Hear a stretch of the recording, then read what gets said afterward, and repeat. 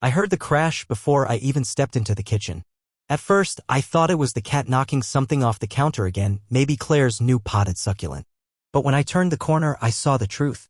Shards of ceramic were scattered across the tile like white confetti, some lodged in a dark puddle of coffee that crept toward the fridge. I followed the trail with my eyes and found something out of place, something that didn't belong to either of us. A key card. Clean, white, with gold lettering that read, Ocean View Suites, room 415. I just stared at it. My brain tried to find some logical explanation. Maybe Claire had borrowed it from someone? Picked it up by accident? But even as those thoughts formed, they dissolved just as quickly. We'd never stayed at Ocean View. Never even talked about it. It was one of those luxury coastal hotels we always joked about how they were for people who didn't mind paying $600 a night for a view of the same ocean everyone else saw for free. But there it was, lying in the middle of our kitchen floor. Claire stood over the stove like nothing had happened. Like nothing was happening. Already dressed in one of her tailored gray pantsuits, fitted perfectly, subtle pinstripes, the kind of outfit she only wore for high-profile clients. She had her hair tied back into a neat bun, earrings matched to her watch, everything about her tidy. Controlled. Too controlled. She didn't even glance down at the mess. Didn't flinch. Just kept stirring the eggs in the SK asterisk like this was any other morning. Morning, she said, without turning. Calm. Measured. Almost rehearsed.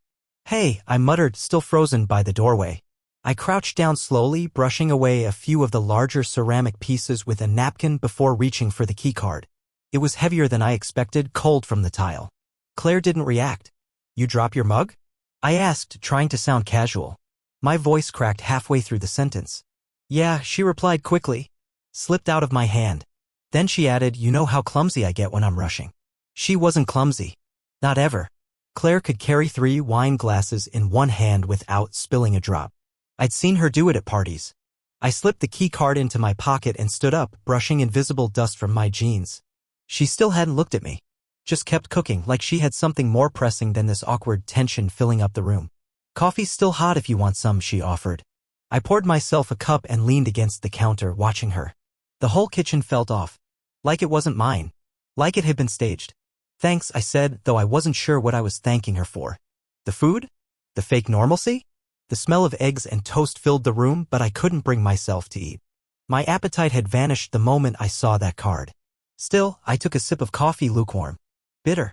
Claire finally turned, setting my plate in front of me with robotic efficiency.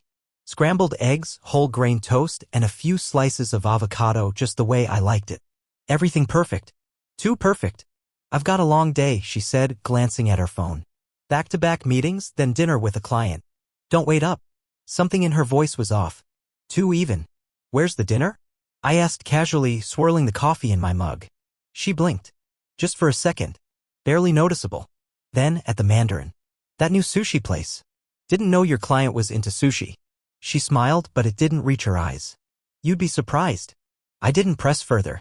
Just nodded, pretending to focus on my plate. My mind, though, was spinning. She didn't ask about my day. Didn't remind me to take my vitamins or joke about the weather guy being wrong again. We were in the same room, but it felt like she was a million miles away. Like she was playing a part. And I'd suddenly forgotten the lines. I watched her walk over to the sink, rinse off the spatula, and wipe the counter with a practiced sweep of her hand. She didn't make eye contact once. Claire used to make eye contact all the time. She'd lock eyes with me during the most mundane conversations about groceries or the dog or a rerun of Friends, and it always made things feel more real, more present. But lately, she'd stopped doing that. Somewhere in the past couple of months, she'd started turning away mid-sentence, fidgeting with her phone during meals, smiling too much when I said nothing funny. I didn't know what was worse, the lie itself or the way she was acting like there was no lie to begin with. I've got to head out early, she said, checking her watch. Traffic's been insane lately. I nodded again. She kissed me on the cheek, barely a touch, and grabbed her bag. I watched as she slipped on her heels, grabbed her keys, and left without another word. The door clicked shut, and the silence that followed felt like a scream. I sat there for a long time, staring at the food I couldn't bring myself to touch. When I finally pulled the key card from my pocket and examined it, I noticed a tiny sticker on the back. One of those black and gold seals they use to verify something hasn't been tampered with. It was still intact. Room 415. My hands were shaking. I don't even know why.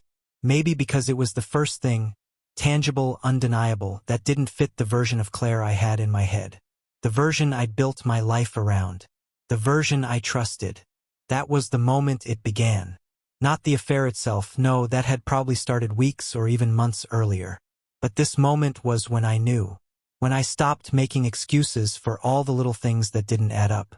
The late meetings. The extra showers. The new perfume she claimed she just wanted to try, despite always saying fragrances gave her headaches. The locked phone. The deleted texts. I thought of the time I found a wine glass in the dishwasher with lipstick on it. Lipstick she swore she hadn't worn in years. Or the weird charges on our joint account labeled as business expenses, with no details attached. I'd wanted to believe her. I really had. But now I had a key. A literal key. I looked around the kitchen, and it all felt like a movie set.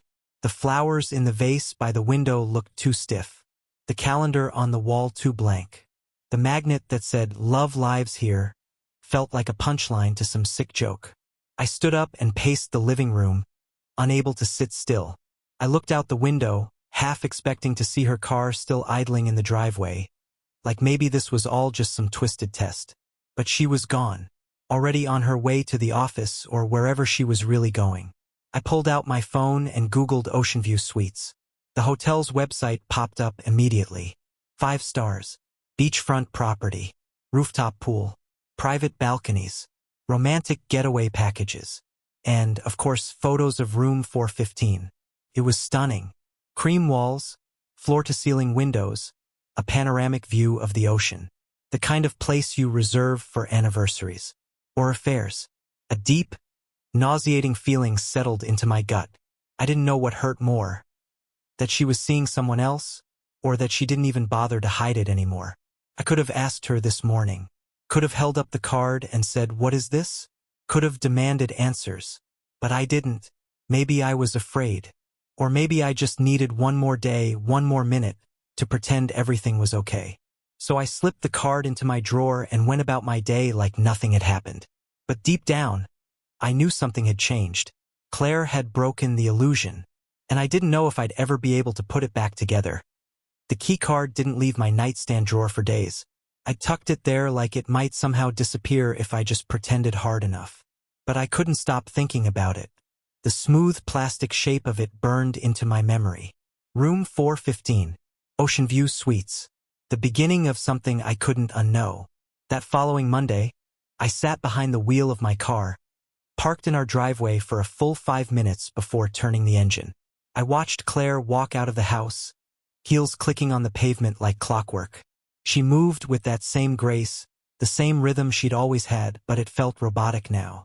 Rehearsed, like a performance meant for someone who wasn't me. She didn't glance back. As I pulled out behind her, something in me twisted. It was subtle, but I knew the shift had already taken root. Trust doesn't usually shatter in a single moment. It decays, quietly, bit by bit, until suddenly you're left with something unrecognizable. And all you can think about is when exactly it began to rot. I started thinking back, tracing threads in my head like I was mapping out a crime scene. The first thing I remembered was her phone. It had always been a non-issue. She used to leave it around the house without thinking, on the nightstand, the kitchen counter, the bathroom sink. Then, sometime around late March, that changed. One day, I realized it was always in her pocket or face down. Always locked. I asked her about it once, half joking. New password. She laughed. Oh, just updated it after that company breach they were talking about on the news. That made sense. At the time, I bought it. She was the cautious type. But then came the perfume. God, the perfume. Claire had always been sensitive to scents. Hated anything floral or too strong. She once told me that walking past the perfume aisle in a department store gave her a headache. So when I came home one Friday and the air smelled sweet and sharp, I was surprised. Trying something new? I asked, sniffing the air with a smile. She barely looked up from her laptop. Got a sample in the mail. Figured I'd give it a sh*T. I didn't think much of it. But then the scent stuck around.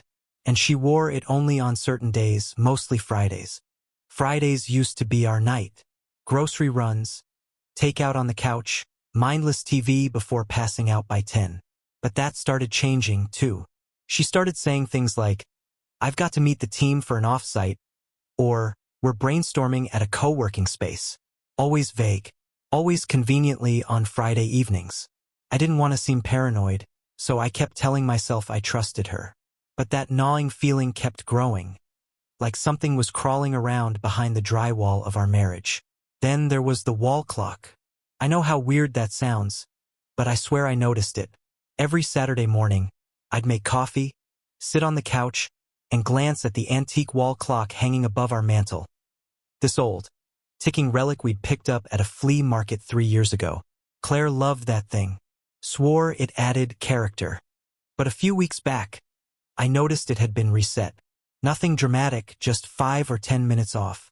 At first, I figured maybe we'd had a power outage, or I just remembered the time wrong. But then it happened again the next weekend. And again after that. It's not like she was sneaking in at midnight or anything. It was more subtle. Like she came home and quietly turned it back so it didn't look like she'd been out as late as she really had. Still, I told myself I was overthinking it. That's what people in love do, right? Give the benefit of the doubt. Assume the best. That was me. Loyal to a fault. Even when I shouldn't have been. But then I remembered the night she came home soaking wet. It was early April. A storm had rolled through, heavy rain pounding the roof like it was trying to get in. I was already in bed, half asleep, when I heard the front door creak open. I checked the clock, 2:14 a.m. I heard the rustling of clothes, the sound of the laundry hamper, then the shower. In the dark, she didn't turn on the bathroom light. At the time, I figured maybe she was being courteous, trying not to wake me. But now, in hindsight, it didn't sit right. The way she crept through the house like a stranger. The way she moved with practiced silence. As if she didn't want to be seen. Not even by the walls. I should have gotten up. Should have asked questions. But instead, I stared at the ceiling and listened to the water run until the pipes fell silent. By morning, she was already gone. Off to a networking brunch. I didn't realize it then, but that was the moment something in me started to turn. Not in anger, not even sadness. Just this quiet, hollow understanding that I was watching something slip through my fingers and I couldn't stop it. Now, every time Claire smiled at me, it felt like she was wearing someone else's face. Every kiss on the cheek felt like an obligation. Every laugh sounded like it came from behind glass. I started noticing things. Small things. Her laundry had changed. New bras. Delicate lace sets I'd never seen before. When I asked, she waved it off. Got them on sale.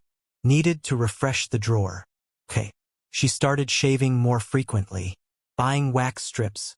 Nothing wrong with that, of course. But it was sudden. Intentional. Like she was getting ready for someone. Someone she hadn't known very long. Me? I hadn't seen her naked in over a month. That's not an exaggeration. And it wasn't a fight or some Cold War. It just stopped. No explanation. No talk. Just her falling asleep early, or saying she had a headache, or turning away when I reached for her under the covers. I told myself not to be dramatic. I'd read enough articles about stress, burnout, modern relationships, how things come in waves. But deep down, I knew this wasn't a wave. It was an undertow. Every time she left the house now, I waited for the sound of her car to fade, then walked to the window like a ghost, watching her drive away, wondering where she was going, who she was becoming. One day, I picked up her coat from the couch and a receipt fell out. It was from a hotel cafe. Not Ocean View, but another one in the same chain. 2 cappuccinos. 1 almond croissant. I flipped it over. Nothing written. Just a faint lipstick smear. We never went there. I put it in the drawer next to the keycard. By now, I wasn't even angry. I was methodical. Every inconsistency felt like a puzzle piece clicking into place. Every missing hour, every vague excuse, every new dress she bought on a lunch break. I didn't tell anyone. Not even my brother. Not even my best friend. I kept it all locked inside, afraid that saying it out loud would somehow make it real. Or worse, invite someone to tell me I was right. Because once you know the truth, you can't go back. You can't unknow the cracks. Can't pretend the house isn't sinking. The next Friday, She left again around 6:15 p.m. said she had a last-minute brainstorming session. I nodded, told her to have fun, kissed her on the cheek, watched her grab her laptop and purse and walk out the door like it was just another day. But that night, I didn't turn on the TV. I didn't order dinner. I sat on the couch in the dark, phone in my lap, staring at that drawer. The one with the keycard. The receipt. The growing archive of little betrayals. My thumb hovered over the contact list. Over her name. But I didn't call. What was I going to say? Who's room for 15? Why do you smell like perfume on Fridays? No. I needed more. I needed certainty. I needed to be absolutely, undeniably sure. Because once you cross that line, once you confront the lie, you don't get to go back to not knowing. And I wasn't ready for what came next. Not yet. The storm came in from the west, one of those spring fronts that turn the sky green and make everything feel too quiet before the downpour starts. I wasn't supposed to be home. Claire thought I'd be in Dallas for a trade show. 3 days, 2 nights. Plenty of time for whatever she'd been hiding. But my flight was canceled before we even boarded. Thunderstorms sweeping across half the state grounded everything. I waited for 2 hours at the terminal before giving up and heading back to the house. The ride home was strange. I didn't tell Claire I was coming back. I told myself it was because I didn't want to worry her. But that was a lie. The truth was I wanted to see what I'd find. Unfiltered. Unprepared. I wanted reality, not the version she curated for me with her careful smiles and vague meetings. When I pulled into the driveway, the house looked like it always did. Still. Dark. Nothing out of place. But something felt off. Not in any loud, obvious way. Just this subtle hum under my skin, like I was walking into a scene that had already started without me. It was only 8:30 p.m., but every light inside was off. That wasn't normal. Claire always left the kitchen light on when she was home. Always. I led the engine and sat in the car for a moment, staring at the silhouette of our house through the rain-speckled windshield. The back porch light was flickering, something I'd been meaning to fix for weeks. Funny, the things you notice when everything's about to change.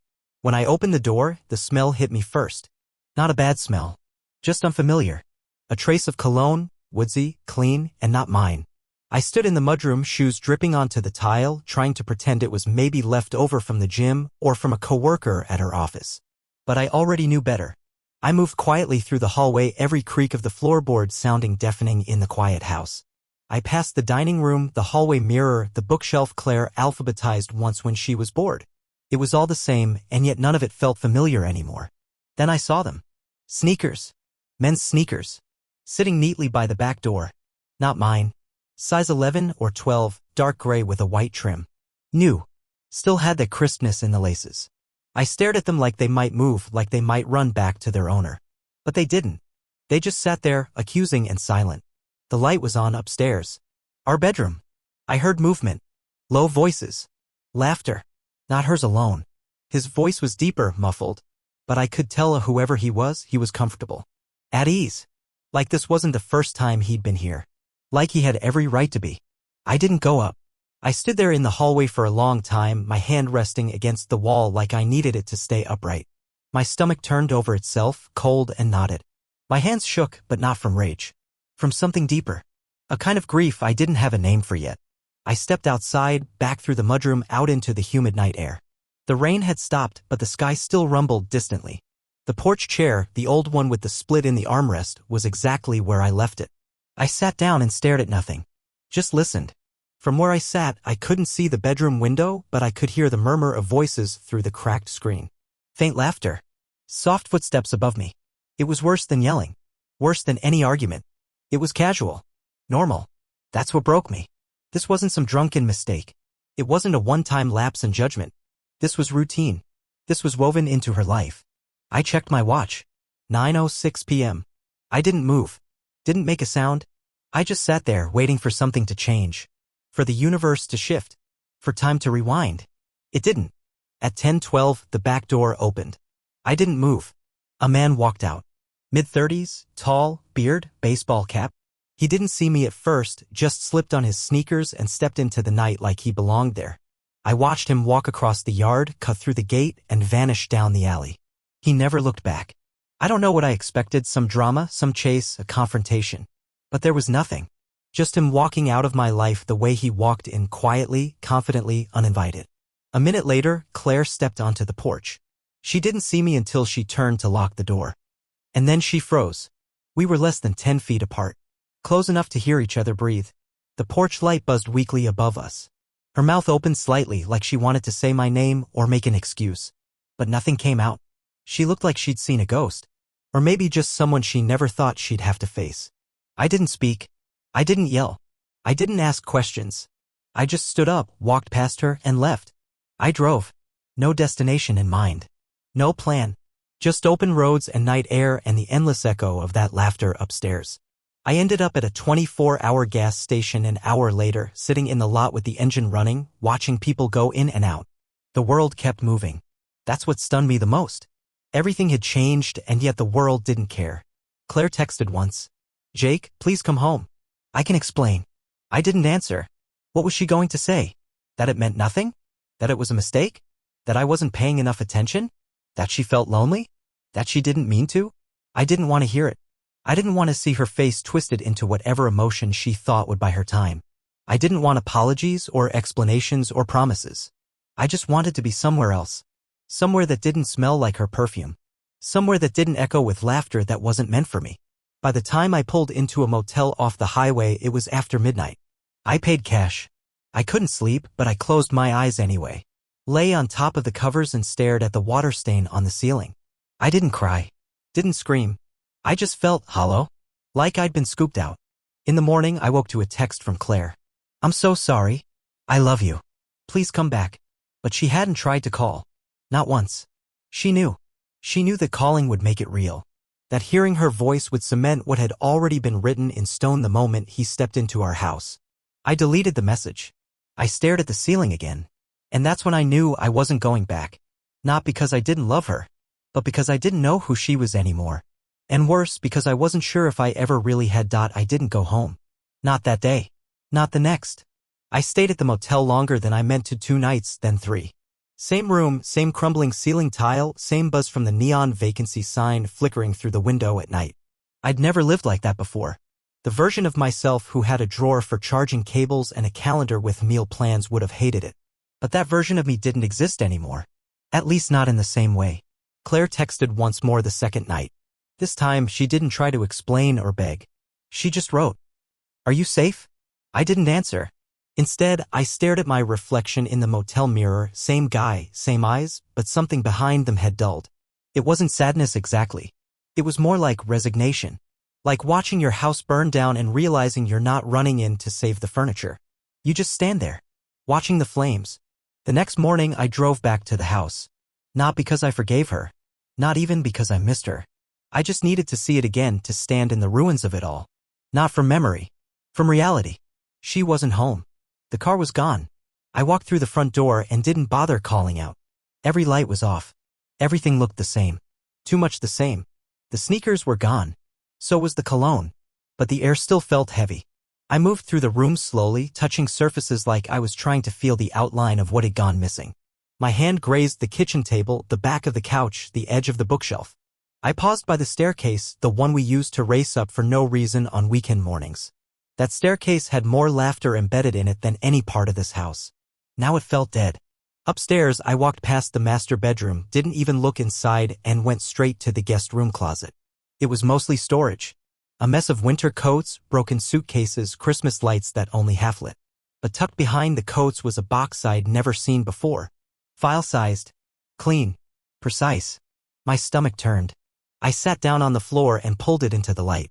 Inside, a manila folder, thick with documents, labeled in Claire's handwriting. I recognized her script immediately, rounded letters, small loops on the G.S., the kind of handwriting you trust before you know better. I opened the folder. The first thing I saw was a set of printed emails. Not the personal kind. These were receipts. Paper trails. Banking activity. Transfers. My name in the top left. Hers in the center. Amounts moved. Accounts consolidated. But the destination account where all the money had gone was unfamiliar. An account under the name C.L. Dawson. Claire's initials. But Dawson wasn't her last name. I felt a chill crawl up my spine. I flipped through more pages. Statements, signed authorizations. Some dated weeks ago. Some months. None of it illegal, at least not at first glance. But every transfer bled our shared savings down. one slow cut at a time, into something I wasn't part of. Buried in the back of the folder was a lease agreement. 1-bedroom apartment. Different city. Different zip code. Rent prepaid for 6 months. The lessee's name? Claire Dawson. There it was again. Not a mistake. Not an accident. An alias. An escape plan. Taped to the final page was a handwritten note. One Claire had probably intended to tear up but hadn't yet. Started with a name I didn't recognize. Nathan. That was all it took for the bottom to drop out of my stomach. Nathan. I got the lease approved. I'm almost there. Just a little more time. I'm working through it. Soon I'll be able to be with you the way we talked about. No more secrets. No more hiding. I'm ready. Almost. Just wait a little longer. No signature. No date. But I didn't need one. This wasn't some spur-of-the-moment affair. It was an operation. A plan with structure, deadlines, and targets. And I was the dead weight being quietly maneuvered out of the picture. I sat there on the carpet for a long time, the folder still open, my hands numb. It wasn't just about betrayal anymore. It was the scale of it, the strategy. I wasn't just cheated on, I was erased. Removed from the equation like I was a placeholder she'd outgrown. That hurt in a way I hadn't expected. It was one thing to be left, another to be outplanned. I left the folder open and walked to our bedroom, no, her bedroom now. Everything looked so staged. The bed was made too tight. Pillows arranged like a showroom. It made my skin crawl. I opened her nightstand drawer. She'd moved her journals. Notebooks she used to keep stacked in piles. She once told me she had to write things down to stay sane. Half of them were scribbled lists or ideas for work or quotes she liked. Now the drawer was empty. I went back downstairs, hands shaking, heart beating a little too loud. I took the folder, placed it in a reusable grocery bag, and tossed it in the trunk of my car. Not because I wanted to keep it, but because I didn't want it in the house anymore. This house wasn't mine now. It was a crime scene, not of law but of trust. I stayed that night, though I don't know why. Maybe I needed to see how it felt. Maybe I needed to see if I could sleep under the same roof after everything. Spoiler, I couldn't. I lay awake on the couch, staring at the ceiling, listening to a wind chime on the neighbor's porch clink aimlessly. My mind cycled through every memory we'd ever made, replaying them like episodes from a show I no longer understood. Every smile she'd given me felt counterfeit now, like counterfeit cash you'd been using to buy groceries without realizing it. By morning, I'd made up my mind. This wasn't salvageable. This wasn't something we could talk through or therapy our way out of. I wasn't the problem, and I wasn't going to be her backup plan while she figured out if Nathan or room 415 was worth it. She could have the lies, the hotel keys, the offshore savings, and the new city. She could have her new name, but she couldn't have me. Not anymore. That afternoon I met with a lawyer. An older guy, straight talking, no hand-holding. He asked what I wanted out of the divorce. I told him I didn't care about the furniture. I didn't care about the plates or the sheets or the damn espresso machine she made me buy and never used. I just wanted the house. Not because I loved it, but because she didn't deserve it. He nodded. We can make that happen. We went through the steps. Paperwork. Evidence. Timeline. The folder helped. A lot. So did the text records. The financials. All of it painted a picture. Not one of passion or heat-of-the-moment betrayal. No, it showed something colder. A long goodbye that I wasn't invited to witness. I stayed in the guest room for the next few days, while Claire texted and called and left sticky notes on the fridge like everything was okay. Hey, we should talk. I'm sorry. I didn't mean for things to get this far. Can we fix this? She never once asked if I'd found the folder. That told me everything. She was trying to stall, trying to recalibrate her exit. Too late. The night before I served the papers, she asked if I wanted to sit down and go over next steps together. I said sure. We sat on the porch. She sipped tea. I drank nothing. She talked about how hard things had been, how life pulls people in different directions, how she still cared about me, how she thought maybe we just needed space. I didn't interrupt. When she finished, I handed her a plain manila envelope. "What's this?" she asked, already knowing. "My next step," I said. She opened it slowly. When she saw what it was, when she realized it was real, her face cracked. Not all at once, just little fractures. Like a mask giving way. "You're divorcing me?" I didn't answer. "You're really doing this?" she whispered. "I'm not the one who started doing something," I said. "I'm just the one who finally stopped ignoring it." She didn't cry, didn't scream. She just sat there, silent. And for the first time in weeks, so did I. No begging, no bargaining. There was no way back. Not now. Not ever. The day I served Claire the divorce papers, the sky was painfully clear. That kind of bright, cloudless blue that feels like an insult when your life's falling apart. No thunder. No cinematic gloom. Just warmth and sunshine while my marriage bled out behind a front porch conversation. After that, things got quiet. Too quiet. Claire moved around the house like a guest. She stopped leaving sticky notes. Stopped asking if I wanted coffee in the morning. She used the guest bathroom, ate dinner after I went to bed, and started leaving earlier for work than usual even for her. She never mentioned the manila envelope again. Not once. And that was the part that got me the most. Not the cheating. Not even the lies. But the silence that followed once the game was up. She didn't deny. Didn't fight. Didn't even try to win me back. It was like I'd closed a door and she'd accepted it so easily I had to wonder if she ever wanted me to stop her in the first place. Maybe she'd already said her goodbye. Just not to my face. I stayed one more week. Long enough to transfer bills, collect documents, scan old photos I wanted to keep. Everything else I left for her. The wedding album. The couch she picked out. The framed print of the Amalfi Coast that we never got around to visiting. She never asked where I was going. And I never offered. That Friday, I packed my car. A few bags, my laptop, some essentials. I told her she could keep the house until the courts finalized everything. I didn't want to be there when the legal dust settled. I didn't want to watch her box up memories she probably already replaced in her head with better ones. As I closed the trunk, she stood on the front steps, arms folded, trying to say something without saying it. "You don't have to disappear," she said finally. "I do," I replied. Then I got in the car and drove. Not just away from the house. Away from the version of myself who had let it all happen. I didn't have a destination, not really. I'd booked a cheap rental cabin in a small town 3 hours away, woods, privacy, zero emotional landmarks. I stayed there for a couple of nights, breathing through the silence, trying to figure out what came next. It was the first time in years I'd slept deeply. And that's when I knew I wasn't going back. Not to her. Not to that house. Not to the man who needed someone else to tell him the truth he already knew. I contacted my lawyer, froze the joint accounts before they could be touched again, and redirected my mail to a friend's address. I made it official. I was gone. A few days later, while sorting through the digital wreckage, emails, old photos, password changes, I found something that made everything tilt. I had logged into our shared email. Claire had forgotten to log out from her laptop, and curiosity got the better of me. There it was. An invite to a networking brunch the upcoming Saturday.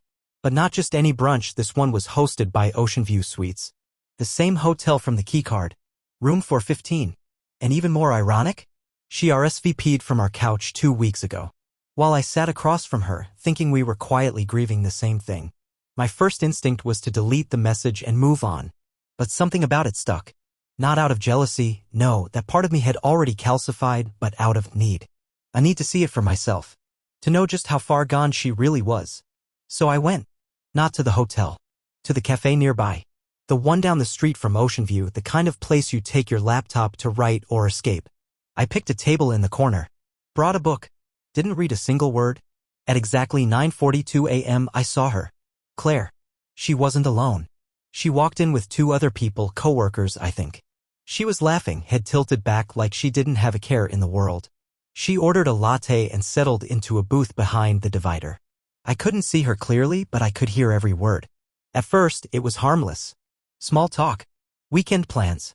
A story about someone from the office getting caught cheating on their taxes. Then came the shift. One of her co-workers' female voice, a bit nasal, said something like, "So how's life on the Freedom Train? Still playing double duty?" Claire laughed. That laugh? "I told you, it's almost wrapped up. The paperwork's in. What's he doing now? Still sulking around the house like a wounded puppy." I stopped breathing. Claire replied, "No, he's finally vanished. Took him long enough. I thought I'd have to light a fire under him just to get him moving." A beat. More laughter. "I mean," she added, "he's a sweet guy. But honestly, too trusting. Too slow. I was careful at first, but it didn't take much to keep him in the dark. Another voice chimed in. So what now? You and Nathan go full public. Soon, she said. Once things are signed. He wants to do a getaway to Maui like a clean start. They laughed again. I stood up. Quietly. Left a $5 bill under my untouched coffee. Walked out the door into the soft buzz of the city. I didn't look back. I didn't need to.